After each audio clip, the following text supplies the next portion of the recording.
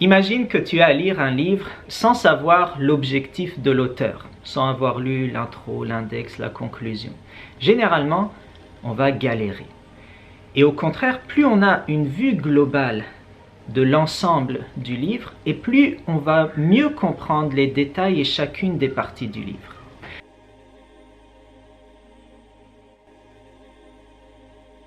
Salam alaikum wa rahmatullahi ta'ala wa barakatuhu, très chers frères et très chères sœurs. Durant ce mois de Ramadan, le mois du Coran, je vous propose une série de cours en compagnie de l'imam al-Ghazali rahimahullah et son livre Jawahir al-Qur'an, les joyaux du Coran dans lesquels il nous expose les finalités supérieures du Coran. Vous savez, il y a un savant une fois qui disait « Le seul livre sur terre qu'on lit sans comprendre, c'est malheureusement des fois le Coran. » Et on se l'avoue, des fois on lit de longs passages sans savoir qu'est-ce que ça veut dire, sans chercher à comprendre, sans savoir le sens et l'objectif que Dieu attend de nous à travers ces versets-là.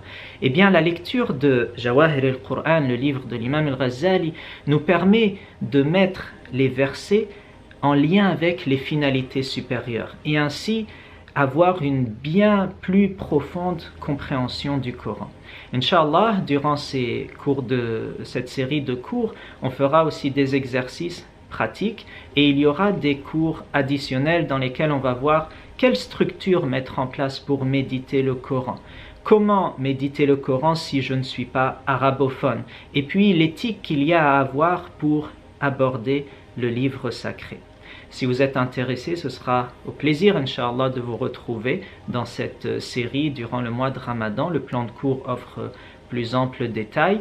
Et si vous hésitez ou que vous voulez assister à la première séance, vous êtes les très bienvenus. Inch'Allah, on va voir justement cette question de quelle structure mettre en place durant le mois de Ramadan. Et j'espère que ce sera bénéfique pour tout un chacun pour la mettre en place durant ce mois béni, le mois du Coran.